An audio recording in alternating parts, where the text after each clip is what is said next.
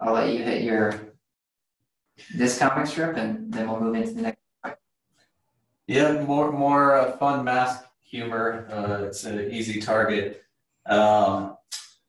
So again, for those that came on later, haven't seen this, Manny, I'm sure you'll get a kick out of it. We started a comic strip, multifamily comic strip, about 3 months ago, and we're, I think Dave was saying 12 or 14 in now. This was one of the first. It was right after everything had kind of gone to lockdown, and people were getting branded masks. So quickly reading it, Zoe, she's the property manager, by the way, the main character, Cameron. She says, Zoe, I thought I asked you to have the name of the property printed on these masks. What happened? And Zoe's, chill, leaning back. She said, the printer said Cedar Ridge at Point Place was too long, so I just told them it was cool to shorten it. And you see the outcome. Welcome to crap. Yeah. I love this one. Yeah, it's one of my favorites. Even my girls got that. Last night I was just dusting up on some slides, and I have three little girls, not so little anymore, but twin 10-year-olds and a 7-year-old. And the 7-year-old, I think, was reading this out loud, and she got it. It was pretty good. So that's awesome. Well, we also have a bunch of memes that we've made on the website too. So at some point, go to the website and see if you can grab a meme that you think is funny. But we basically every month we give a team the objective to write as many memes as they can, and then we put them up on the website. So I think this month is going to be, I think it's the paid media team that's doing it. So we'll see how they compare to the organic team when they did it. All right, so this next session, we have Manny with us from Rebel AI. He's going to be talking about ad fraud. And I told Manny in an email this week, I was like, I have no worry about your about what slides you do. So I've actually not even seen his slides. So this will be a really fun go with it, Manny. And then Manny, just so you know, in our networking session, we have Bruce from Bridge. I think you know Bridge because I think you've done some data work, or at least you've used some of their data in the past. So I told Bruce, at the end of your session, if there's time for Q&A, maybe he should try to hit you with a zinger. So be prepared. I'm worried. Yeah. Of course you are. All right, Manny, I'm going to let you share your screen and go through your presentation. Well, awesome. Look, first and foremost, I appreciate the opportunity to be here, and hopefully you guys get some value out of this. What I wanted to do was essentially put something together to help understand what ad fraud is and how it surfaces itself. I think a lot of the times we talk about ad fraud and a lot of different components of advertising. And really, I haven't been to a session where they're just like, hey, can you just break it down for me and help me understand what this even means, or why does it matter, or, just give me some use cases to basically get a better understanding of when people say ad fraud, how does that correspond to what I'm doing, right? So what I decided to do is put a presentation together and just start with some really basic components of how ads get served on a website, and then kind of break that down into programmatic and what that means, and then how fraud seeps into that workflow. So without any more talking here, I'll start sharing my slides. So before I start diving into this, can everybody see those? Can everybody see the presentation? Gotcha. Looks pro. Got it. Awesome. Okay, so I'm Manny. I have actually been in advertising for a really long time, 20 plus years. I actually started my career here in 1997, 98 at a company called MatchLogic. So for those of you that have been in the area here around Louisville area, Westminster, MatchLogic was based off 104th. So we were writing ad servers. We were writing an ad server. The world was pretty simple, work with Wall Street Journal. And then we had an ad server, and then creative was basically put in the ad server, and it was very one-to-one. Since then, it's been a whole whirlwind of technology that's entered the landscape. So I have also worked in a couple areas, other areas in Colorado, rain dance communications, some other companies like that. But mostly a lot of my clients or the people that I've worked with have been in New York, San Francisco, and globally positioned around the world. But with that said, I specialize in real-time bidding, data pipeline architectures, natural language processing, machine learning. So everything that goes into serving an ad is basically what that means. So to talk a little bit about ad fraud, there's a lot of waste that happens in the digital ecosystem. About $23 billion is estimated to be lost in 2020. Statistically, depending on the lens that you look through, there can be up to about 28% of traffic that is non-human or just bot traffic. So if you could imagine, there's crawlers and real bots that have malicious intent, that essentially it's a digital world where you can write programs and scripts and all kinds of things to pretend to be transacting on the web, but really it's just a bunch of programs that are out there running, pretending to be humans, but they're really not.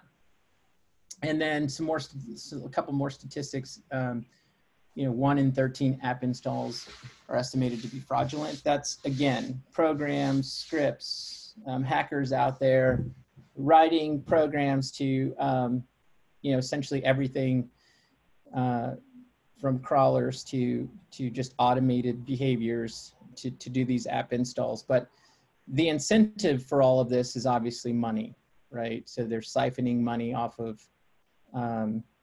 top, and so they're incentivized to continue to do this until we can start solving these problems.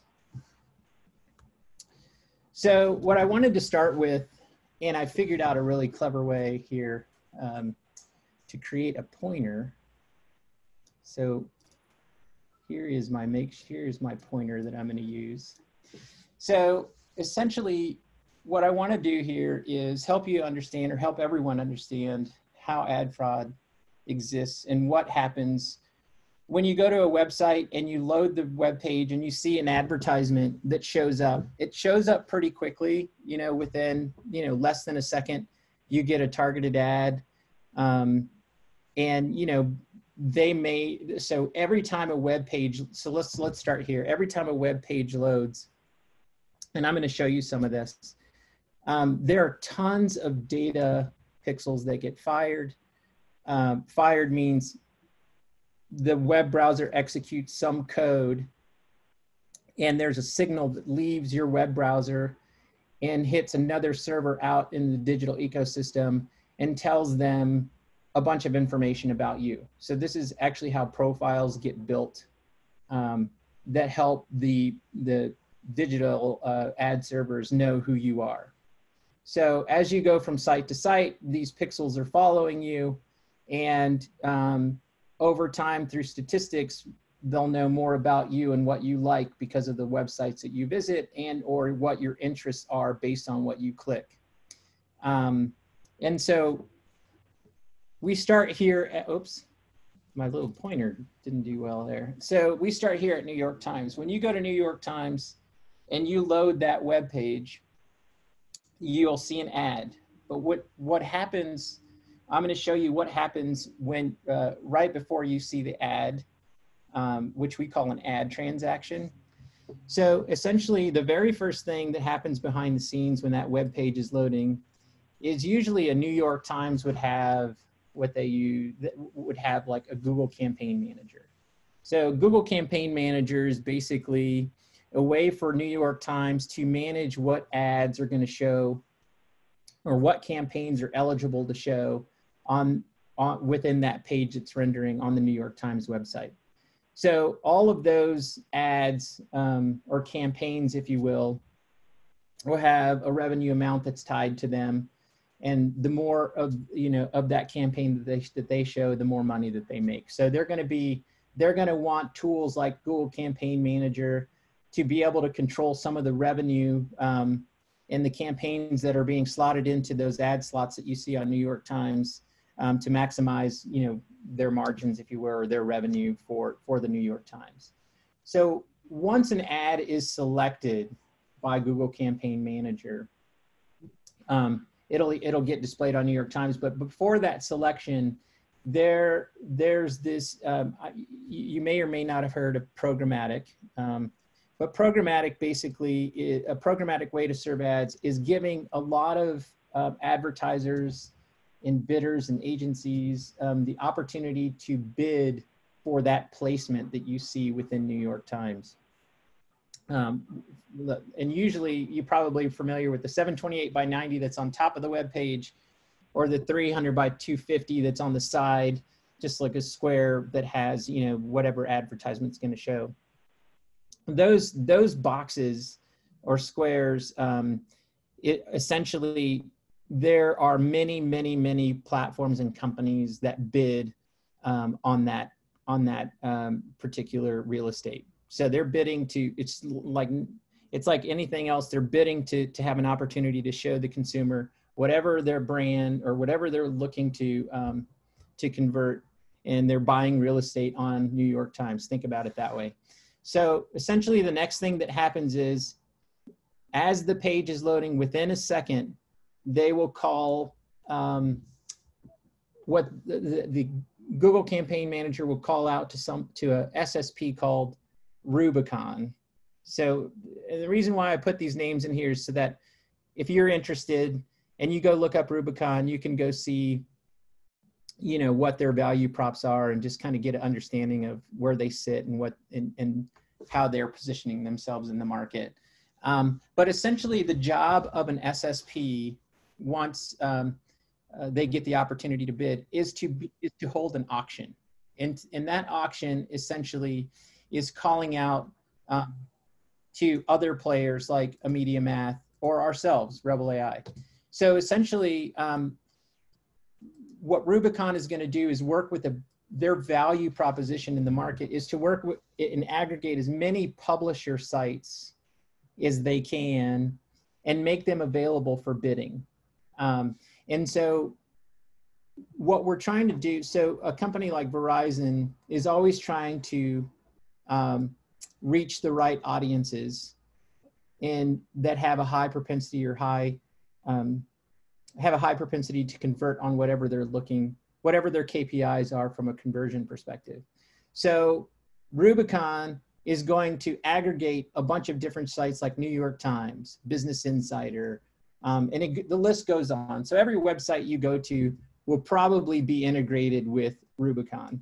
Rubicon's job is to hold an auction, and think of that as just as when that page is loading, those requests get sent out in parallel, all within a second, to a company called MediaMath, and there are a bunch of these.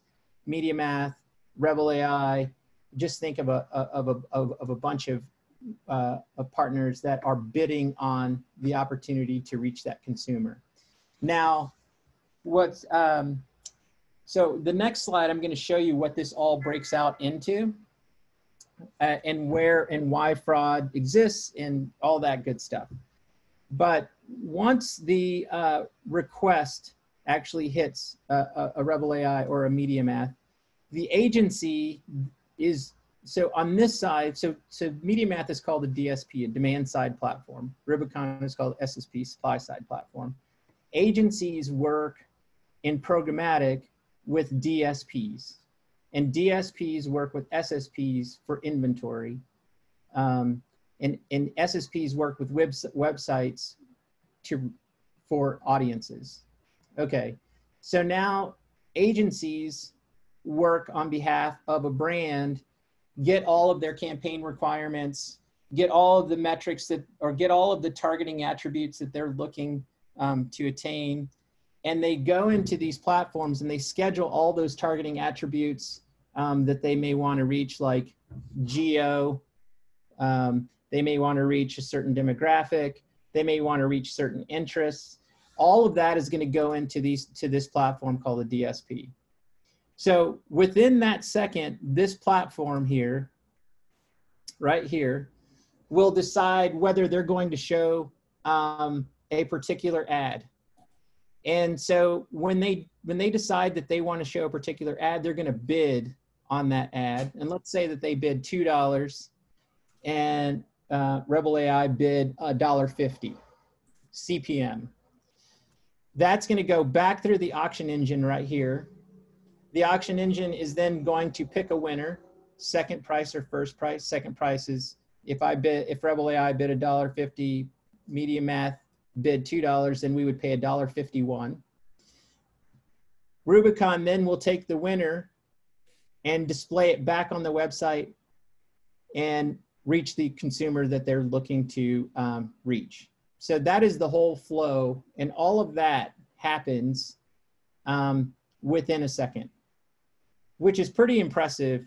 So the way that these companies, these bidders actually know the demographics is back to the original opening statement, which was when this web page loads, there are tons and tons of data signals that get fired out to other platforms to collect that information. So now this is a really simple case. This is to show you that when you load a web page, all of these things take place. So what do we cover in a nutshell? One, when you visit a website, you're getting shown an ad. Two, before that ad shows, New York Times has a campaign manager to help manage the distribution of those campaigns and ads and auction opportunities. Three, Rubicon, companies like Rubicon that are SSPs are aggregating a bunch of sites and ultimately aggregating as many audiences as they possibly can. Also responsible for holding an auction to give others the opportunity, or demand side platforms the opportunity to bid on the consumer they actually want. These DSPs are looking to only bid on audiences that are going to convert. Agencies here are responsible for putting all of the KPIs and metrics together that they're looking to attain and scheduling those creatives and campaigns inside of the DSPs. And ultimately, Verizon is going to get their return on investment because they're going to reach the audiences that they're looking to attain. Okay, that's pretty simple. So now enter AdFraud. Okay, so you can see here that there are 1, 2, 3, 4, 5, 6 areas of opportunity for fraudsters to enter into this transaction, right? Okay, so let's go to the next slide. This is what it ultimately looks like when you start to extrapolate the ad ecosystem. It gets pretty complex. There are essentially one advertisement on a web page could turn into, 25 to 50 transactions that happen all at the same time. So let me pull out my magical arrow here. So that very simple diagram that we showed you earlier. Here's the publisher. Here's the Google Campaign Manager. Here's the SSP. And then here's the DSP. Now, if you multiply it by all the players in the market, you end up with this hierarchical tree that looks kind of like what you see right here. And the reason why I want to show you this is because in the next slide, I'm going to show you all the signals that get fired out of a web browser that informs this entire ecosystem of who you are, where you've been, what are your interests, and I'm looking to serve an ad to you. So essentially they're going to be trying to gather as much information as possible. Okay, going to the next slide. So what I'm going to show you now is a demo of kind of everything that's happening in your web browser when you actually just load a web page. So I'm going to attempt to switch here over to. We see passport. Okay, perfect. So I'm going to click. So what I did here was just going to I'm just going to do some analysis on what a web page would look like in Business Insider. So I'll go ahead and click this, and you'll see that it's starting to load a graph.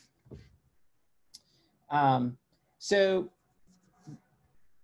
this, what you see, it's really tiny. I'll zoom in here, but the zoomed out view is just showing you all of those data pixels that are firing, that are actually happening within your web browser when you go to a web page.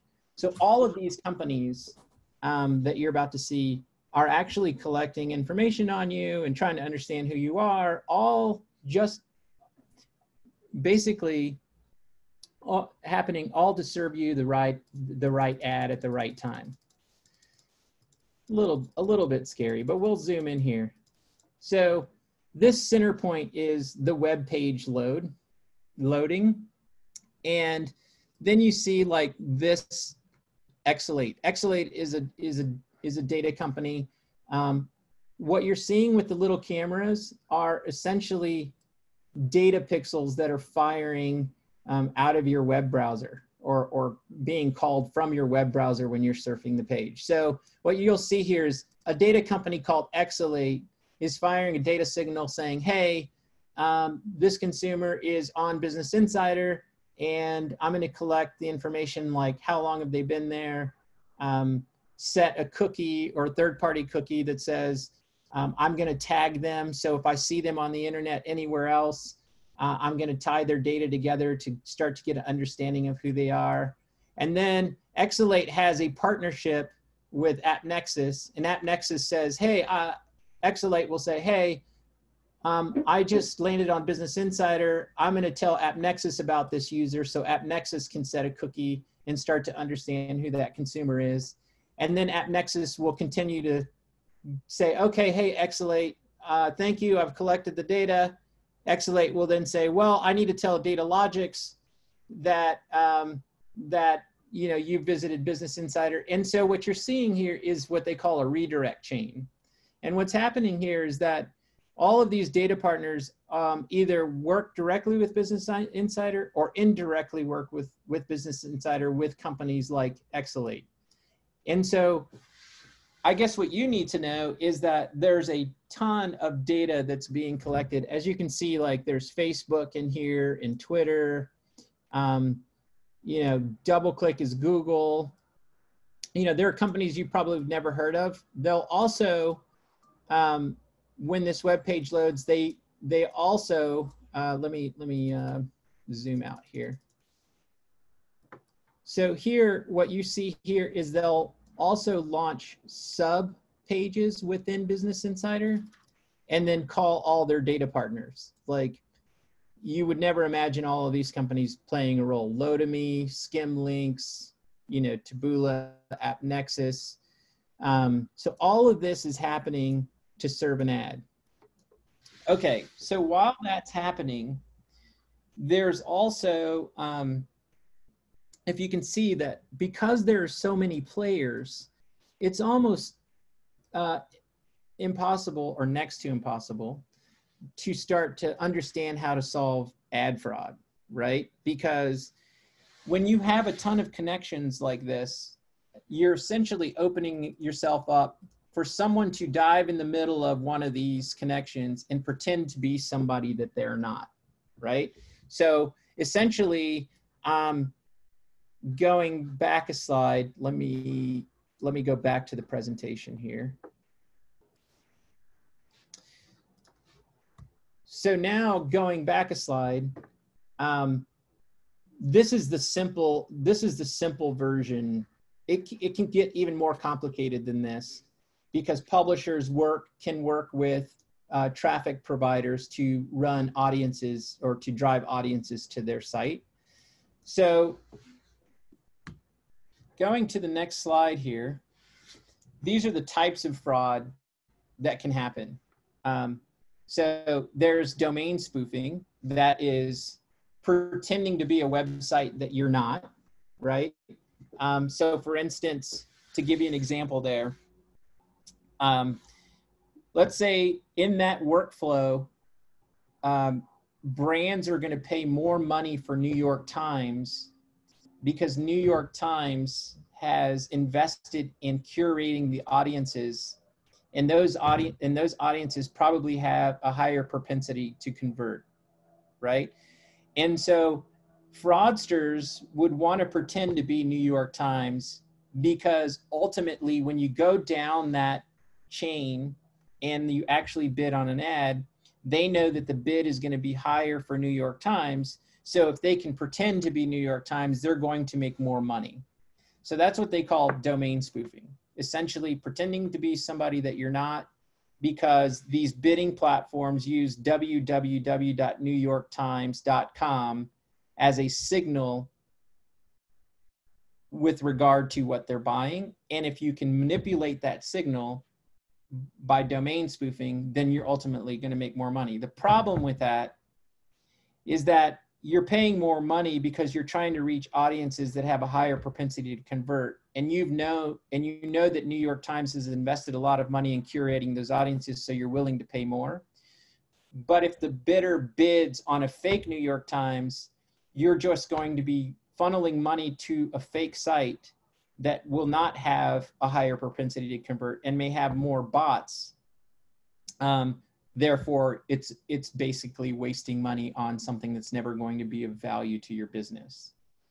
The second is just bot fraud, which we talked about a little earlier, which is just programs, scripts, hackers, people out there just pretending to be human by writing programs that are interacting with web pages, but they're just programmatically interacting with web pages, and they're actually getting sophisticated enough where it's an arbitrage game. Usually in your mind, you think, well, bots don't spend money. Well, they do now. And it's an arbitrage game, because if they can spend let's just keep it simple. If they spend $1 to make $5, they're going to spend $1 all day long. So bots will go to shopping carts, and they will submit forms, and they will buy product, and they will do everything humans do. And they'll continue to do it as long as they put $1 in and get $5 out. So that's why, it's harder to detect these bots. Second, you saw the ecosystem. There are literally thousands of transactions that happen on a web page load. And while there's a lot of signals that are going out, it's hard to track that times, the hundreds of thousands of interactions that are going on in general. Think about everybody across just the US surfing the web, and especially under, COVID-19, you've got a lot more people out there surfing the web, a lot more congestion, a lot more traffic. All that has to be analyzed, and you have to understand who's the bot, who's not the bot, who's the real site, who's not the real site. At the same time, you're collecting all this information. And then you've got things like iframes and pop unders, toolbars. Essentially, when you go to a website, when all those transactions are happening, you may be working with a partner that is injecting an iframe and then essentially displaying sites that you can't see within that web page. And they're calling all of these programmatic systems, and those programmatic systems are bidding, and they may be just buried under a whole other site and not even know, and programmatic systems don't even know that that's happening. And then geo-fraud. So geo-fraud basically is, all of these transactions that are happening are just literally, I'm going to say strings as if you know what strings are, but in the programmatic world, it's just a set of characters that are saying that you're somewhere, called longitude and latitude. Well, longitude and latitude, you can tell anyone that you're in Louisville, Colorado, but really you're not, you're in Russia, right? The systems just get the coordinates and say, oh, I guess that's where you are, because that's where you said you were. So there's a lot of, while we've made a ton of advancement in the digital world and being able to process things at scale, there's a huge opportunity for security and being able to really nail down a lot of the types of fraud that are happening in the system, and there's just a ton of opportunity to solve that.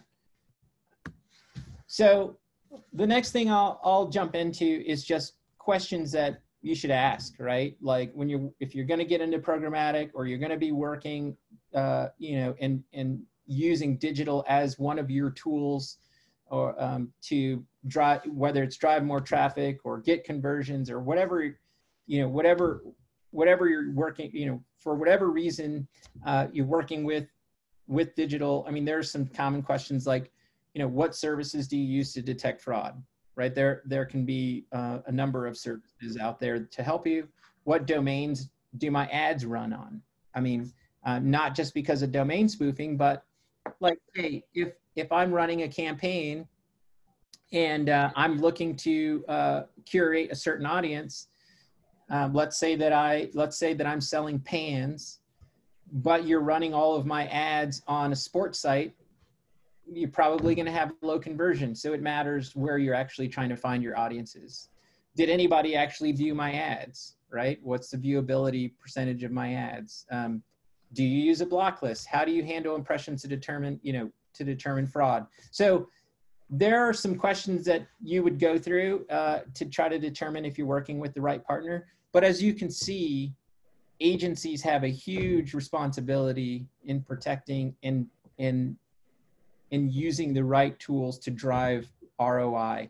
So, when you give an agency a set of requirements with regard to the consumers that you're looking to reach, just know on the other side of that transaction, there are tons of complicated things that are happening that need to be maintained and essentially, maintained and configured to drive the performance that you want.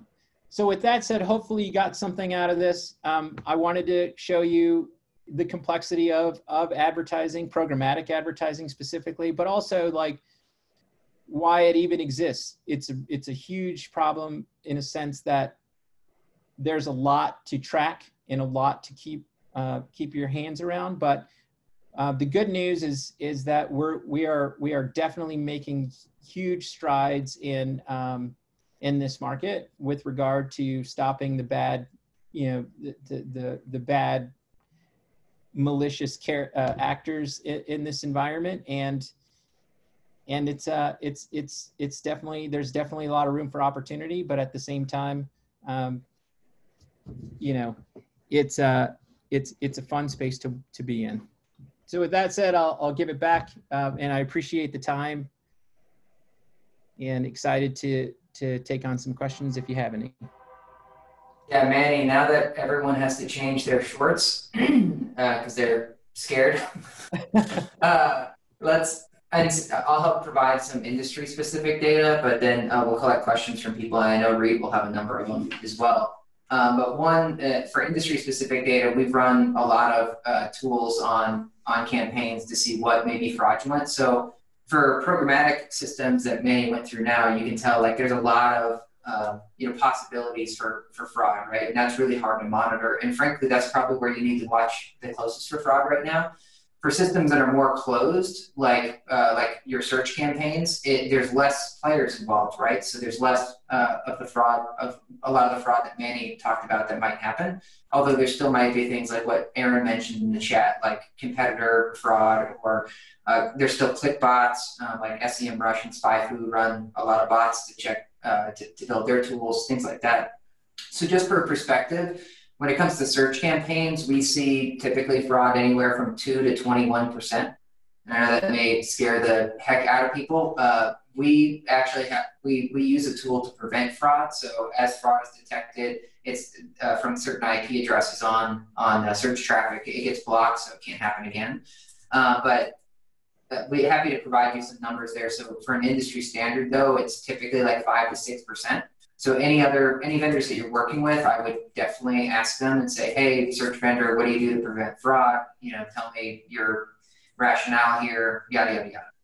Then for like Facebook and social, it's a little bit harder to detect, at least from all the research we've done, but you'll what we have seen so far is, again, not from 2% to 20 something percent, but more from like 5 to like 25%. But that tends to be, again, like I think I was telling Sarah in the chat, you'll just see really low website engagement of things. But certainly, as you guys can imagine, I think it was Aaron that mentioned the election. With the like last election cycle, there were obviously a lot of bots on the social platforms, and those bots eat up your impressions, right? Because if they're trying to drop messages or whatever, they see ads, and so there goes some of your impressions, and that's really hard to detect. And then for programmatic, it's like we asked Manny this before, but he was like, you see some people saying 20%, you say some people say 80%. So it's kind of like pick whatever number you want to believe is fraudulent, but do your best, obviously, to prevent it. Or whatever, do your best just to understand it and take it from there. So I don't know, Reed, if you want to write any questions or how you want to start the conversation. Well, the biggest question I have, Manny, and I don't know how well you can answer this because obviously your main focus is, and tell me if I'm wrong, but is on programmatic. So a lot of the folks on this call, a lot of the marketers are just dipping their toe there, but most of their money is tied up in what are called ILSs, internet listing service sites. So that's like your apartments.com, your Zillow, sites like that, and then also in paid search, so with Google. So if it's just not something that you can really speak to, no problem, but I would imagine just projecting like that would be a question coming up is, wow, that's really unsettling when it comes to programmatic. Is this also an equally kind of big problem or challenge with platforms that I customarily spend in, which also, of course, include Facebook? Got it. Yeah, I mean, I think at the end of the day, anything online, people can use tools and programs to I would say infiltrate, right? It's easier to detect fraud when there is, just if you just apply logic to it, you don't have as many connections, right? So if you don't have as many connections, then it's going to be easier to detect, and it's going to be, you would work with simpler tools to find malicious behavior, right? So if you're working with any one-to-one type relationships, when it comes to, however you're delivering media, you're always going to have less to worry about, right? It's programmatic when it comes into all of those different connections where it becomes a little bit harder because there's so many touch points. But with that said, you've got to continually monitor it, right? Because bots can be, it's just anything you can do, a bot can do, right? So there are different ways and patterns there are different ways to detect bots by looking at patterns, human behavior patterns, a lot of algorithms out there to try to detect randomness, if you're moving your mouse, if you're clicking, if you're scrolling, but all that can be replicated by a program, right? And so, once we get into question and answer, if there are any questions around it, I would just say, in that space where you're working directly with your property sites, or you're working directly with Google Ad Manager or anything like that, search campaigns, those are going to be, while you still have to pay attention to fraud and use tools and continue to detect it and generate the most value you possibly can, you're still going to have to be pretty vigilant around, what's working and what's not working when it comes to the KPIs that you're trying to attain. Yeah, I'm going to ask more questions and then let others jump in. Feel free to put them in the chat or just ask me directly. But one of the things that was really emerging before we started Digible, when I was at the Denver Post, because we were really grappling with this as a big publisher, it's like we're losing money by people buying programmatically. It's a way, as I've been kind of saying in the chat, you've been pointing to, but it's more audience-based approach. And so publishers were losing, kind of those big direct buys. And so it was almost disincentivizing them to, I guess, work with the DSPs. And then came private marketplaces, and it was almost like what's the right word, but more of a direct connection, right, with private market. Yeah, right. But what I'm getting at, private marketplaces and whitelists, where it's like, hey, you can still buy programmatically, but now we can put together these really premium sites that give the buyer more trust about the quality of the traffic, and then the publisher makes more money because it's like, to be part of this, like if I'm going to give up my inventory, I'm going to charge a couple more dollars. So I just didn't know if you had any thoughts that you wanted to share as far as, because there's a lot of great questions to ask, but about whitelist private marketplaces. Yeah.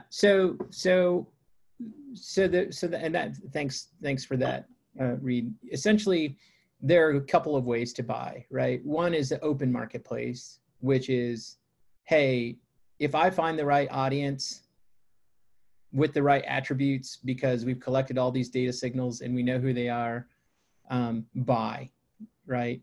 Buy the opportunity for that consumer to view your ad. That, in that case, essentially you're just saying,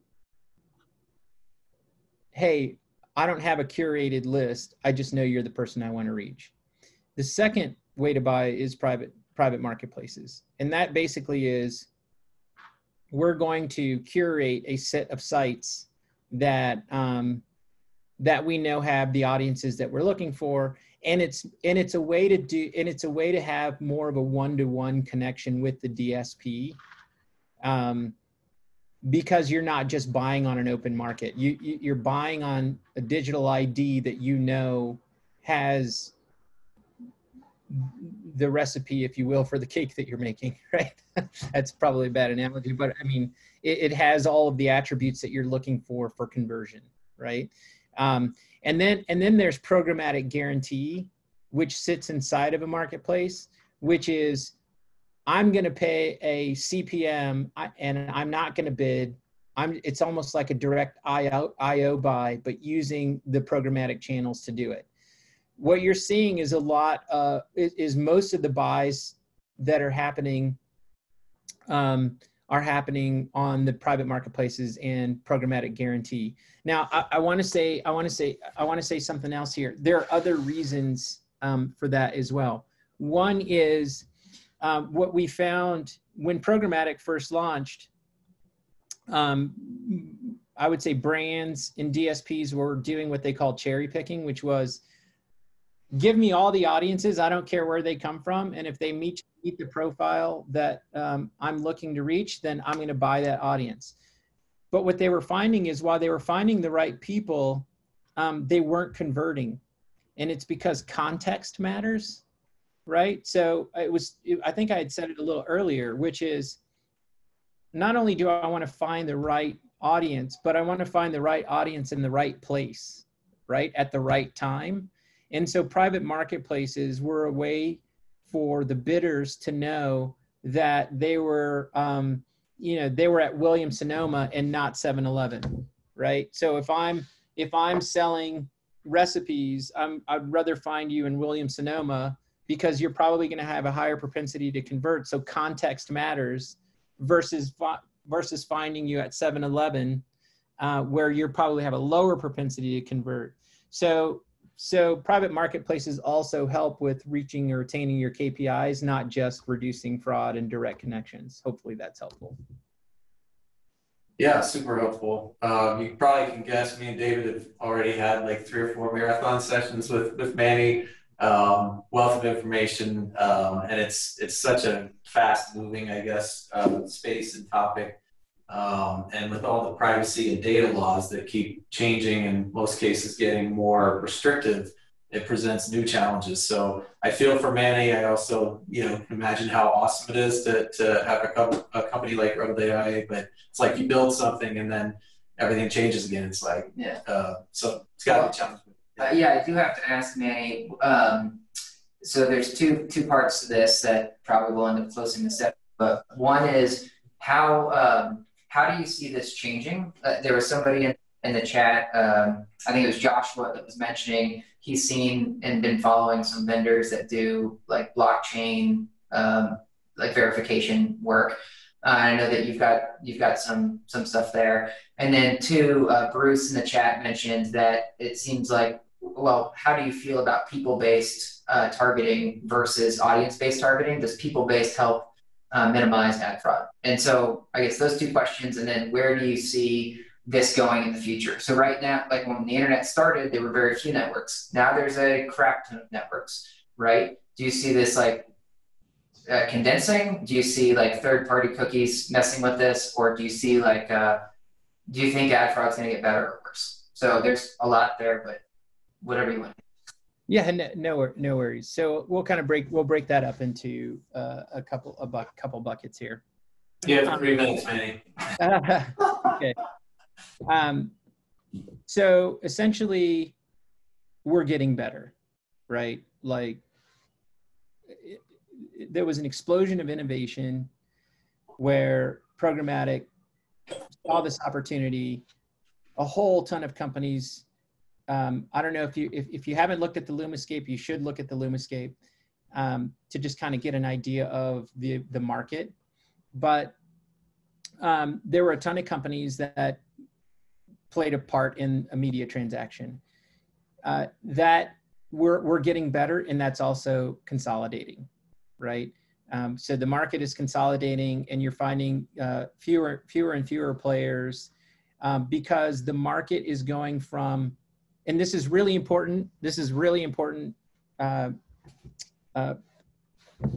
would say this is something that's really important. You should look more into what I'm about to say, which is when we first started out, it was a volume-based game. It was quantity, right? How many consumers can I find at mass scale and just get as much scale as I possibly can because I'm basically going to make money on a CPM basis, right? What you're seeing the market do now is go from quantity to quality. So what that means is I don't care that I'm not going to get billions of opportunities to find my consumer because I'm looking for humans and not bots, right? And so what you're finding is that you're not going to have 80 million impressions. You may have 40 million impressions with the bigger conversion rate, right? So I guess to take out of that is the market is moving from quantity to quality. And you should probably do some Google searches around that, but you're going to find articles about people talking about quantity versus quality. Programmatic, when it first started out, was just quantity. Oh, check it out. And it's from a business perspective, meaning quantity was important because a brand or an advertiser or a DSP wanted to reach as many consumers as possible without having a direct connection with them because that creates business overhead. So DSPs allowed them to do that. But over time, they realized that brought a whole ton of fraud with it.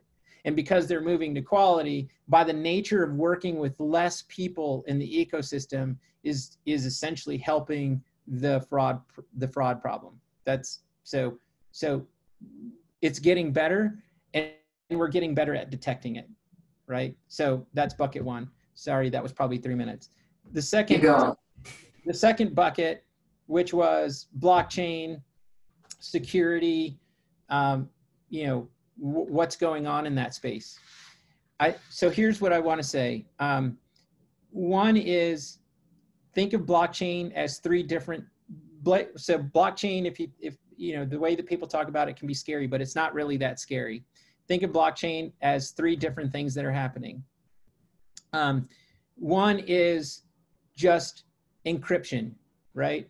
Identity. So blockchain is essentially saying, hey, for all of you out there, there's going to be this digital signature that represents you, right? The second component of blockchain is agreement by consensus by machines. So essentially it's just saying, hey, if more than one programmatic party decides that something is true, then it's got to be true, right? Because we're digitally verifying that it is, and we're using your digital identity that represents you to do that, right?